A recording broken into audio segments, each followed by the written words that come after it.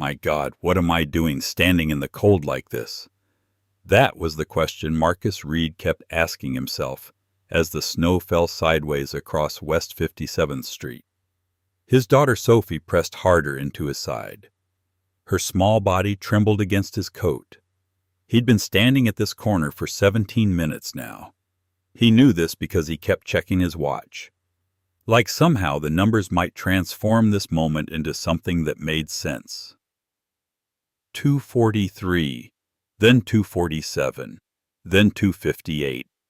The snow soaked through his boots, the same charcoal pair that had been good once, back when he wore expensive things without thinking about it, back when his boots cost more than his current weekly grocery budget. They'd lost their shape now, compressed by weight and time and the particular exhaustion of a man trying to hold everything together. Sophie shifted against him. Her voice came out muffled against his coat. "Daddy, my toes are wet." Like really wet, like fish tank wet. He didn't look down at her. He kept staring at the building in front of them. Harrowby Tower. 43 stories of glass and pale stone, and the kind of architecture that existed for one reason: to make people feel small, inconsequential, like the life you built mattered less than the lobby you were standing in. "I know, Bug. 5 more minutes." She'd heard this before. 2 weeks ago, he'd said the same thing outside the pediatric clinic on Amsterdam Avenue. He'd stood on that sidewalk for 11 minutes doing the math in his head. The copay he couldn't afford, the heating bill that wasn't negotiable, the choice between his daughter's health and his daughter's warmth. He'd told her the appointment was the wrong day, that he'd gotten the date mixed up, and she'd looked at him with those old soul eyes and said absolutely nothing, which was somehow worse than if she'd called him a liar. "You said 5 more minutes outside the clinic, too," she said now. He looked down. She tilted her head to look at him, and her expression was serious in a way that no 7-year-old should have to be serious. "Different 5 minutes," he said. It wasn't true. But she accepted it anyway. She tucked back into his coat, and he held her there. One hand on her back, feeling her heart beat against his palm. The other hand gripped the folder of documents that was coming apart at the corners from the slush. The folder he'd been carrying for 3 days without submitting it. The documents he'd written himself. The thing he was terrified to send. The reason he'd come to this building at all. He wasn't supposed to be here. The job at the warehouse was supposed to keep him moving forward. $11 more per hour than the last job. That meant something when you were living month to month, surviving on margins so thin you could see through them. The overnight run to Newark was reliable. The money was stable. Stability was the thing he'd learned to value above everything else because stability meant he could show up for Sophie. It meant he didn't have to want anything that might take him away from her. And then his supervisor said the equipment was down. Equipment issue. Nobody's fault. Go home. Come back tomorrow. And somehow the city had folded him through 3 blocks of snow until he found himself standing in front of the place where he'd once kept an office on the 28th floor. The place where he'd built something that mattered. The place where he'd learned that what mattered most wasn't what you built, but what your building cost. The revolving door was 30 feet away. Just 30 feet. The lobby was public, which meant it was warm, which meant his daughter could stop shivering. He could sit for 5 minutes while he figured out what he was doing here. Why his feet had brought him to this exact corner on this exact day. A doorman stood inside the glass doors. Charcoal coat. Professional expression. The kind of man whose job was to make certain people feel like they belonged and certain people feel like they didn't. Marcus had worn a suit once. Had worn suits every single day. had stood in rooms where the questions were about valuations and market share and how to scale a company into something that would survive him. He'd believed those conversations mattered more than anything else in the world. He'd believed that building was the highest calling a man could answer. Then Claire got sick. Then everything reorganized itself around a single terrible fact. He didn't think about that often. It wasn't productive. It wasn't useful. It wasn't something he could share with the woman who watched him load freight onto trucks on 11th Avenue for 8 hours at a time. She didn't need to know why his hands sometimes shook when he was lifting, why he sometimes paused in the middle of his shift and just stood there holding a box looking at nothing. The wind came off the avenue and hit them sideways. Sophie made a small, involuntary sound and pressed herself harder against him. He felt her body compress, felt her trying to take up less space, as if needing warmth was something she had to apologize for. This was the thing that broke him every single time. "Just warm up," he said. "Just 5 minutes inside."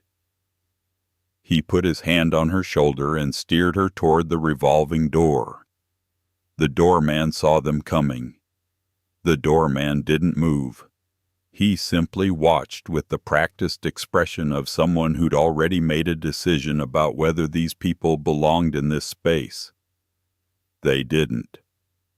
But the lobby was warm, and Sophie was cold.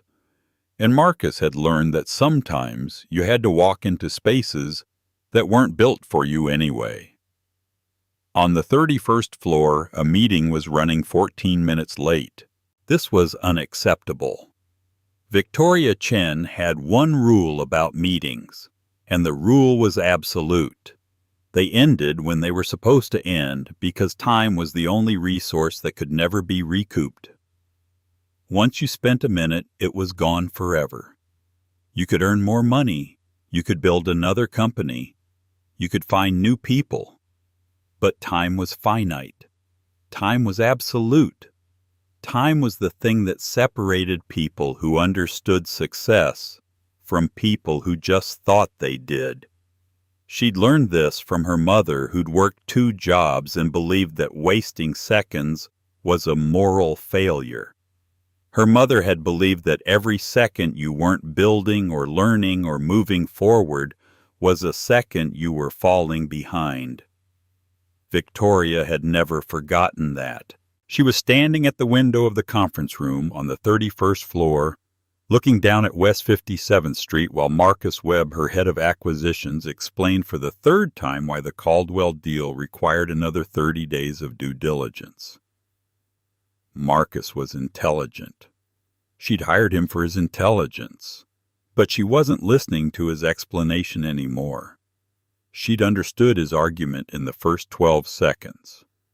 The remaining explanation was for his own comfort. He needed to believe he was convincing her. She was willing to allow it to a point. Below the window on the street, she noticed something. A man and a small child.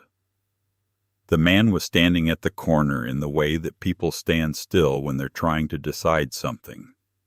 Not thinking. Standing still in the grip of paralysis. His coat was charcoal wool. It had been beautiful once, structured, well made. But it lost its shape at the shoulders the way old things do when they're worn by someone who doesn't have the option of replacing them. The child was small. 7 years old, maybe? 8. She had her father's gray eyes. They were standing in the snow, and the man was holding the child against him with the kind of grip that suggested she was keeping him from floating away rather than the other way around.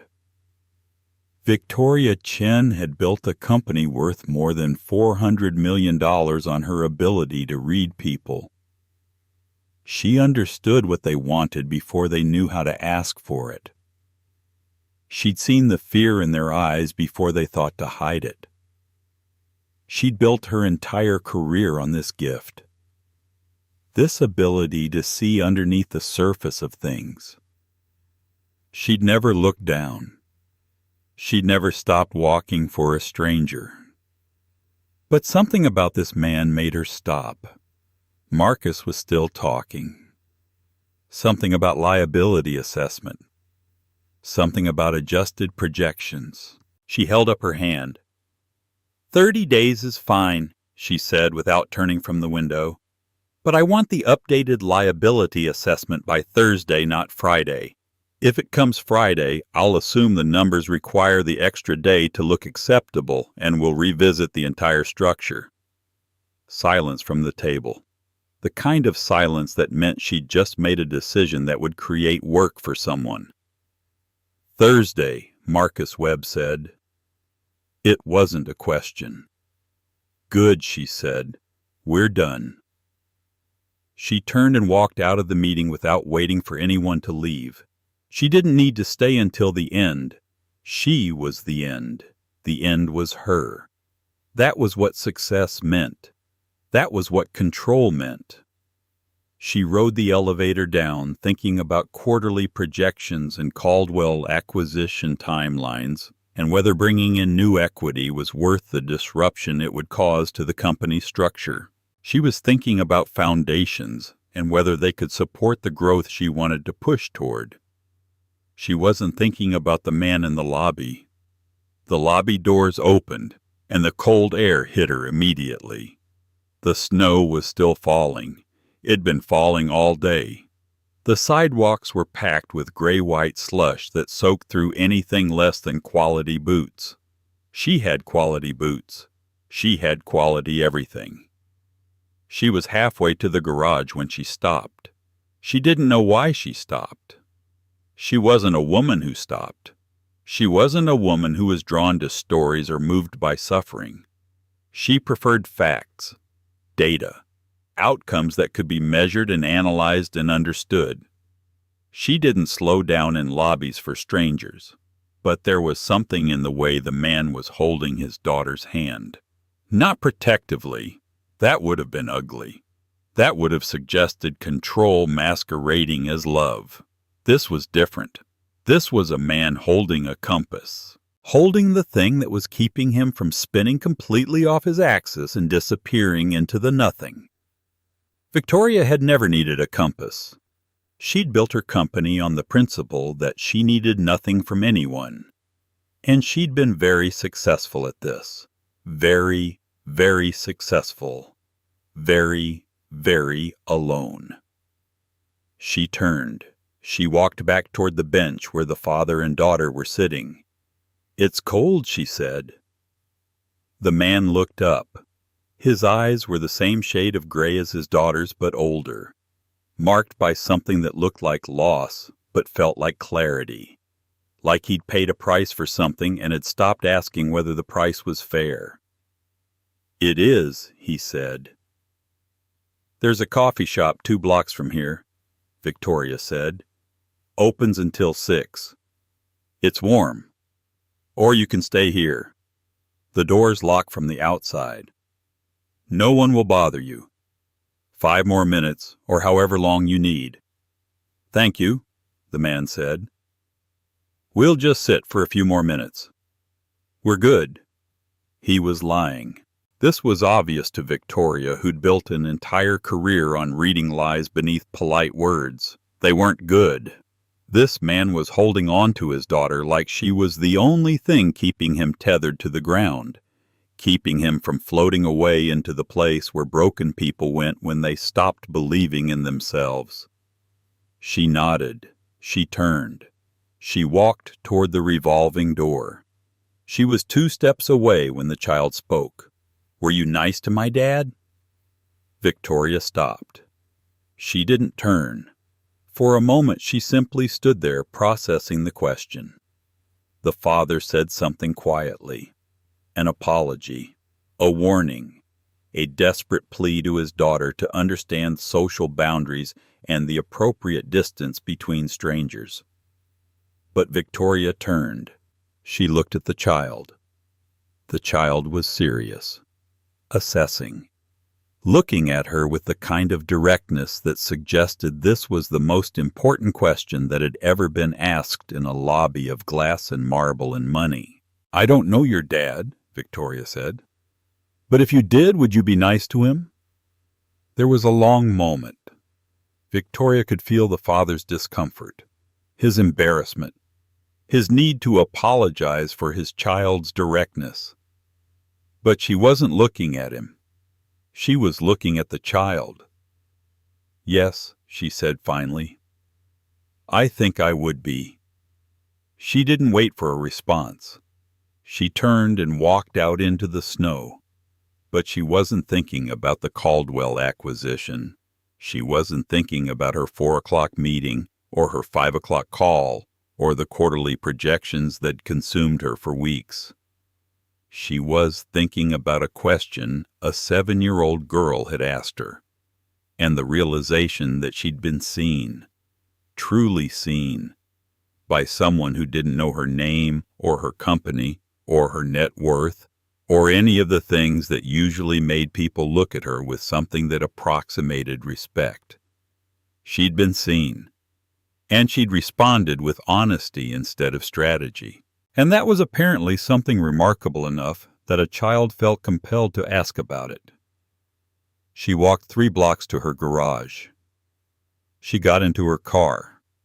She drove to her apartment in a kind of haze, thinking about something she couldn't quite articulate, thinking about the question that wouldn't let go, thinking about a man with a daughter and a coat that no longer fit.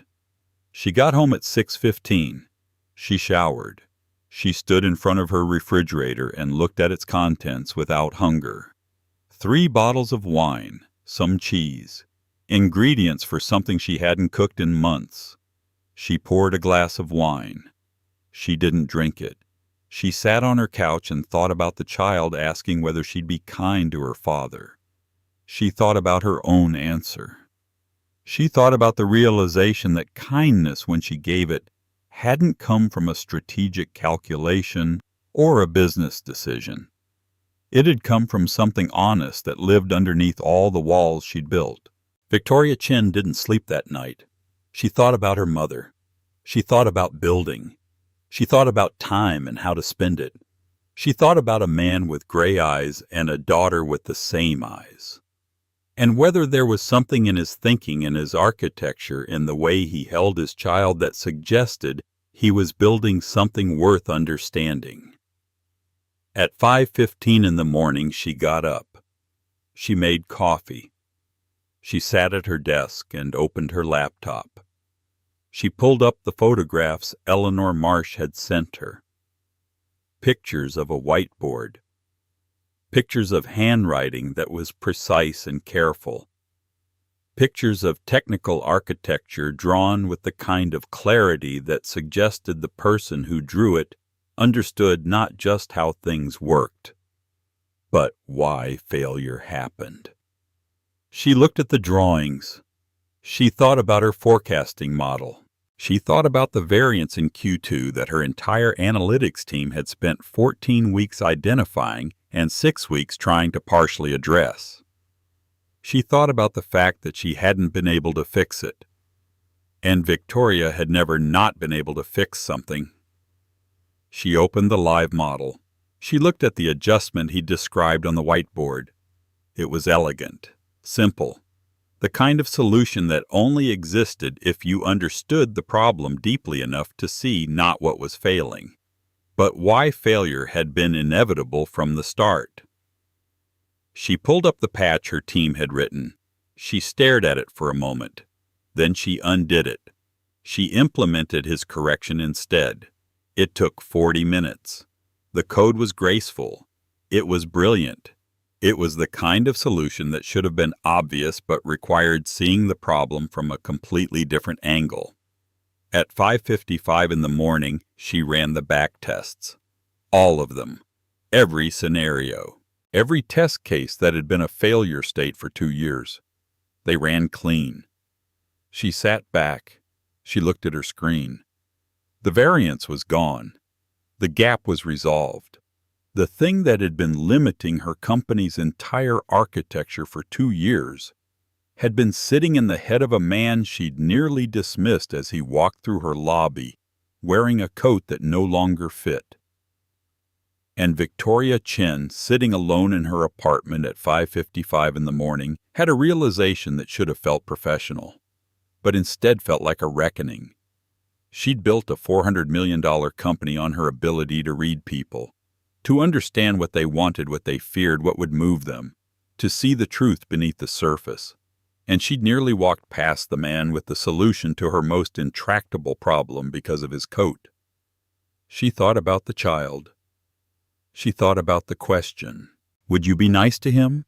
And Victoria understood with the clarity that only comes at dawn when you're alone and the evidence of your blindness is running clean across your screen, that she'd been measuring value by the wrong instrument. Not just in business, in everything. She thought what made her strong was the ability to see people, to understand them, to use that understanding to get what she wanted. But she'd missed the most important thing, the thing that couldn't be measured or quantified, the thing that stood in a lobby in wet boots and held his daughter like she was the compass, keeping him from spinning away into nothing. She looked at the window. The sky was coming up pale over the East River.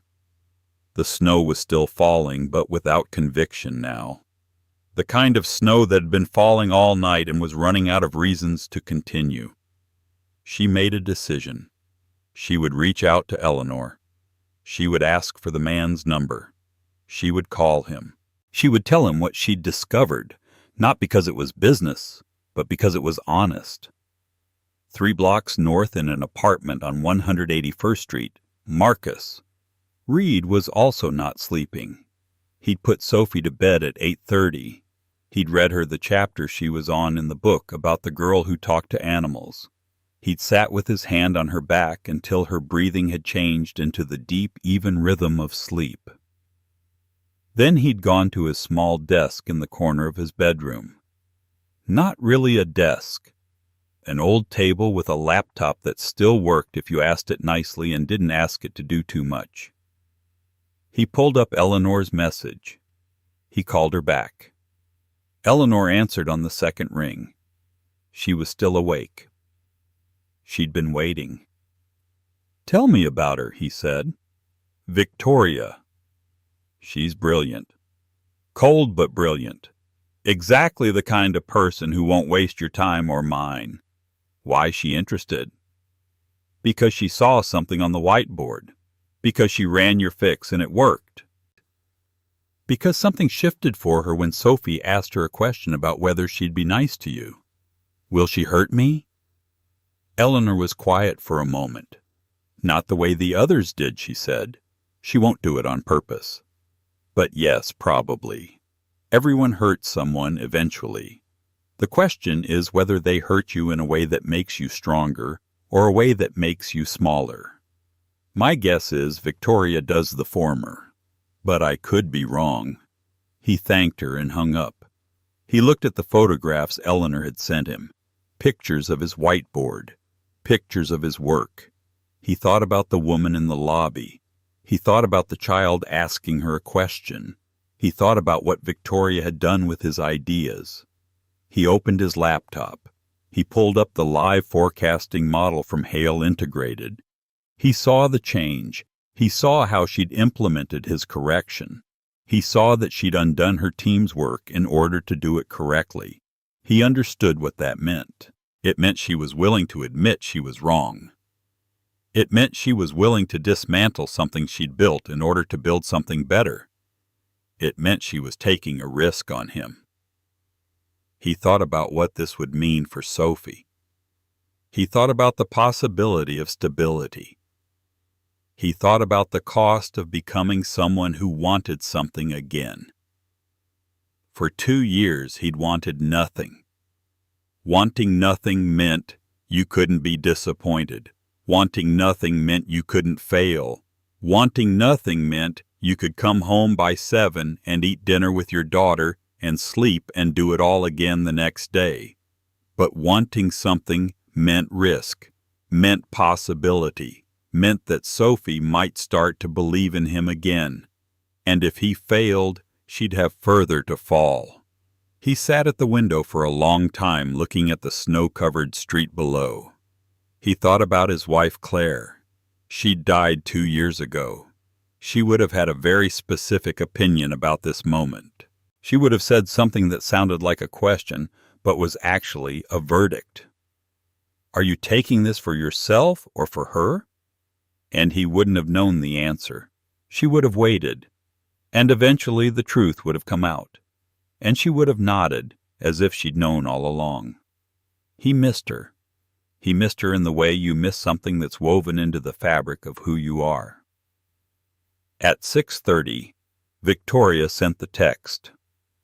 Eleanor, I need a favor. Can you send me the number of the man who drew on your whiteboard?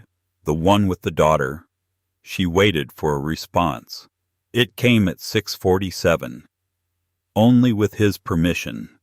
Let me ask him first. 15 minutes later, he said, okay, here's the number. Victoria looked at the number for a long time. She didn't call him. Not yet. She got up and showered. She got dressed. She stood in front of the mirror in her apartment and looked at herself in the careful diagnostic way she sometimes did in the mornings. Not with vanity, but with the same quality of attention she brought to quarterly reviews. Checking for drift. Looking for evidence of who she'd become. She looked the same as she had yesterday, but she felt inexplicably like something had been corrected, like something broken had been soldered back together in the dark while she wasn't looking. She thought about what Eleanor had written in her follow-up text. Don't absorb him. I like him. And Victoria realized that Eleanor had understood something about her that maybe she was only now understanding about herself, that she'd spent so long absorbing people, taking what they had to offer, moving on when they stopped being useful. But this man, his daughter, the question that child had asked, this was different. At 7:15 she sent a text. The back tests are clean. All of them. He replied in 3 minutes. I know. She stared at this for a moment. I know. Not, I hope so. Not, that's great, I know. As if he'd known before she'd run the tests. As if he'd known they would work because he understood something about the architecture that went deeper than technical execution. She typed, I'm going to need to renegotiate one of the terms. Which one? He wrote back. The 6-month buffer. I want to offer 9. If it's not working after 9 months, we restructure or exit. No penalty either direction.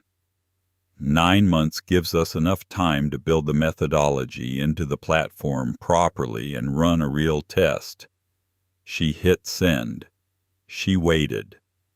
A longer pause. That's more generous than the original term. I'm aware, she wrote. She thought about the 40 minutes she'd spent that morning at her desk unwinding her team's patch and applying the actual solution. She thought about how clean it had run. She thought about the work he'd done to see what her team couldn't see. She typed. My team spent 14 weeks finding a symptom you identified in 4 seconds. I want a partnership structure that reflects the actual balance of the situation. Another pause. Okay, 9 months. Then a few minutes later.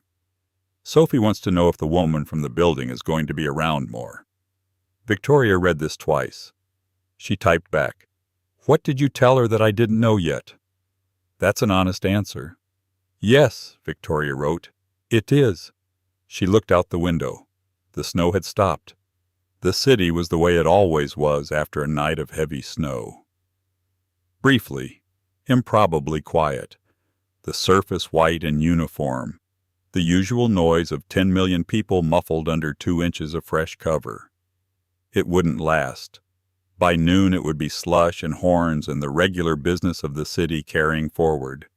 But for now, there was this moment, this quiet, this space where things could shift and change without anyone noticing. Victoria typed, "There's a good coffee place 2 blocks from your apartment building. Opens at 7. I'll be there Thursday morning if you want to start going through the framework properly." She sent it. Then she got up and made a second cup of coffee and began her day. Thursday came cold and clear. Marcus had told Sophie the night before that things might be changing. He'd sat with her at the kitchen table and tried to explain in a way that a 7-year-old could understand without getting hurt. Things might be different, he said. What kind of different? Different like my work might change. Like I might have a new job. Is that good different or scary different? He thought about this honestly. He thought about Victoria at the coffee place. He thought about the work ahead. He thought about the cost of wanting something. Both, probably, he said. For a while. Sophie had accepted this the way she accepted most things, with a patience that broke his heart. The coffee place was small and warm. It smelled like espresso and possibility. Marcus arrived at 7:02, which meant Victoria hadn't arrived yet. He ordered a coffee. He sat at a table by the window. He waited. Victoria arrived at 7:09. Not late. Exactly on time. She ordered nothing. She sat across from him. "The back tests are clean," she said. "All of them." "I know," he said. "You know, Eleanor told me. I assumed from the way you were texting that it worked." Victoria looked at him for a long moment. She looked like someone who hadn't slept.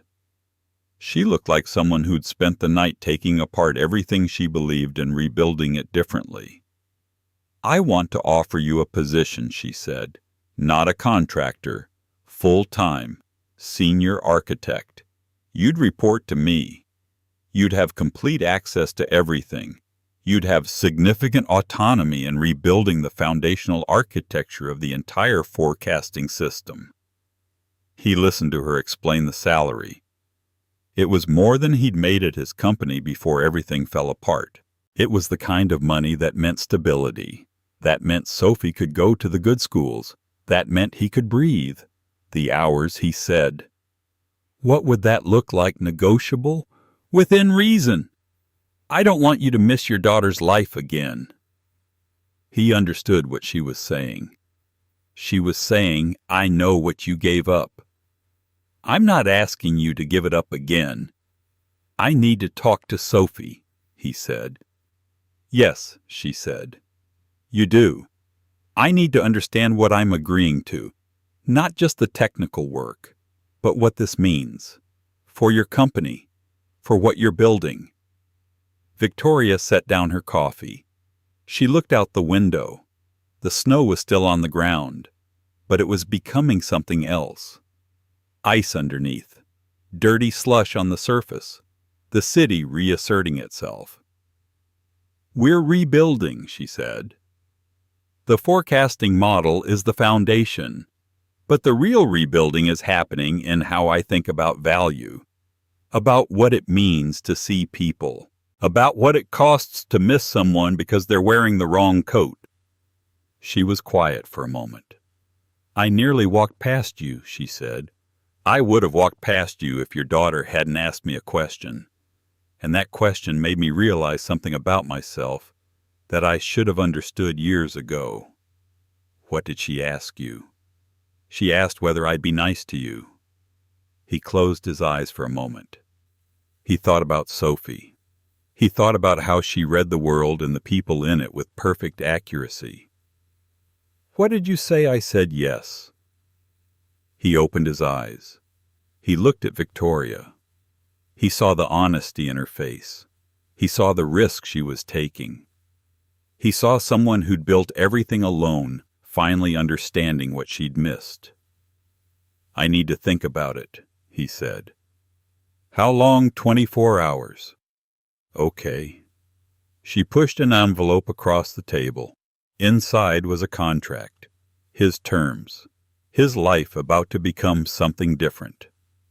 These are your terms, she said. Signed. As written, no negotiation. Because I'm not going to ask you to compromise on what you need. That's what every other place in your life has done. I'm not going to do that. Either this works on the terms that keep you whole, or it doesn't work. He took the envelope. There's something else, Victoria said. If you take the job, I want to meet Sophie. Properly. Not in a lobby, but somewhere that's hers, where she feels safe. Why? Because she saw something in me that I couldn't see in myself. And I'd like to understand what that was. On Friday, Marcus told Sophie. They were at the kitchen table. He'd made her favorite eggs with cheese on top. She was reading her book about the girl who talked to animals. But she was also listening. She was always listening. I have something to tell you, he said. Okay. A woman offered me a new job. A really good job. The kind of job that would mean I could be home by 7 every night. But I wanted to ask you first. Sophie closed her book. She looked at him with those old soul eyes. Is this the woman from the building? Yes. Does she seem nice? I think so. Then you should take the job. It's not that simple, Sophie. There are other things to think about. There's risk. There's change. But you always say that change is how we grow. He had said that. He'd said it many times. He'd been trying to teach her to be brave in a world that had taken bravery away from him. Yes, he said. I do. So you should take the job. There's one more thing. She wants to meet you. Sophie considered this. She set down her book. She asked, does she understand that you're not just a person who works on computers, that you're a person who has a daughter, that we're a package? I think she might be starting to understand that, he said. Okay then, I want to meet her, but somewhere nice, not in a building that makes people feel small. He smiled. He thought about how his daughter had learned to set boundaries without being told to, how she understood her own value better than he did. I know exactly where to go, he said. The next morning they went to Central Park. It was still cold. The ground was white. The trees were bare. The kind of Saturday that belonged to winter but was asking whether it might be spring. Victoria was waiting by the boating lake. She was wearing a good coat, not her work coat, a different kind of coat. The kind of coat someone wore when they were trying to be a person rather than a position. Sophie saw her first. She stopped walking. She stood very still. She looked at Victoria with the particular intensity that meant she was reading something true in another person. Hi, Victoria said. Hi, Sophie said back. They walked. They talked about nothing important. They talked about the ducks, about the ice on the water, about whether spring would come or if winter would stay forever, about what Sophie wanted to be when she grew up, a herpetologist or a systems engineer, or both. You can be anything twice, Marcus said. And Victoria looked at him across the top of Sophie's head with the expression of someone who'd just learned something about how to live. At the end, when they were leaving the park, Sophie took Victoria's hand. It wasn't a gesture Sophie made easily.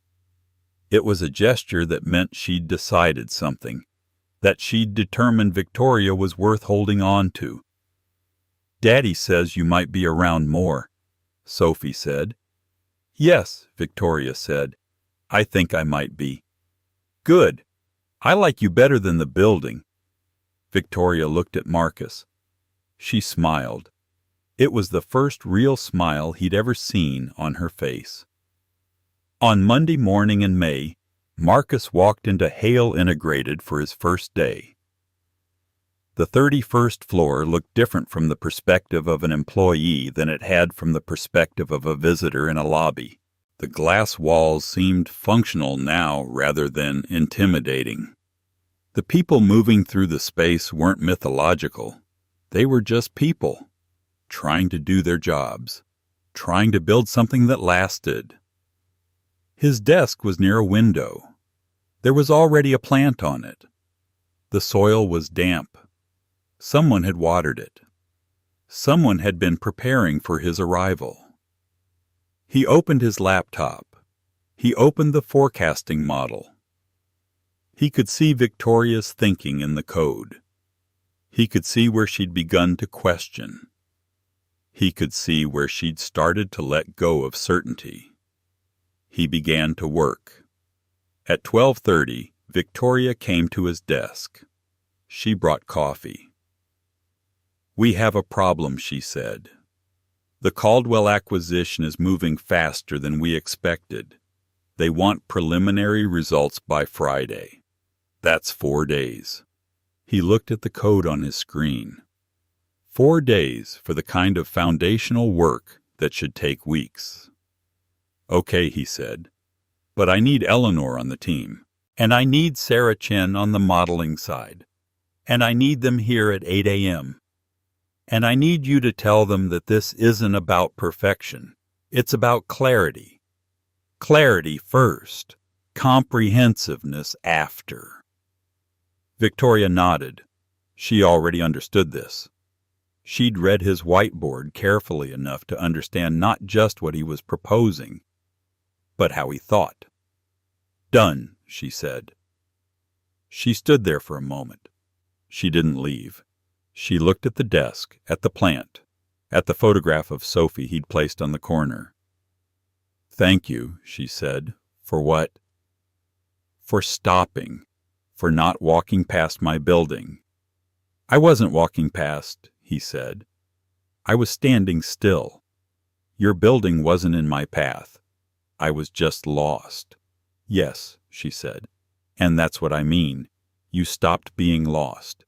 You let someone see you being lost. That was the thing I couldn't do." She paused. "I'm doing it now," she said. At 3 p.m. Marcus left the office. He took the subway to 181st Street. He arrived at the apartment by 3:45. Sophie was at the kitchen table with Mrs. Callahan doing homework. "Hi, Daddy," she said, not looking up. "Hi, Bug. How was school?" "Good. Mrs. Callahan says you have a new job." "I do. Do you like it?" He thought about this. He thought about Victoria standing at his desk with coffee. He thought about the work ahead. He thought about the foundation they were building that would either hold or fall. "I don't know yet," he said. "But I think I might." Sophie looked up. She had her old soul face on. "Are you scared?" "A little," he said. "Me too," she said. "But I think that's okay." And something in him settled. Because she was right. Fear and possibility weren't mutually exclusive. You could be terrified and moving forward at the same time. You could be unsure and committed. You could be broken and whole at the same time. Mrs. Callahan left. Marcus made eggs with cheese. They ate them with the satisfaction of people whose world was operating as it should. The sun came through the windows at an angle that suggested it was thinking about leaving, thinking about another day ending, thinking about all the days that would come after this one. He didn't know what would happen with Victoria. He didn't know if the partnership would work. He didn't know if he'd be able to rebuild the foundation without it cracking again under the weight of his ambition or his fear. But he knew this. He was home by 5:30. His daughter was at the table. There were eggs. There was cheese. There was the small, quiet satisfaction of a day that had asked him to be brave and let him choose to answer. He looked at Sophie. She was reading her book about the girl who talked to animals. She was happy. She was safe. She knew that her father was trying. And that was everything. For now. For today. It was more than enough.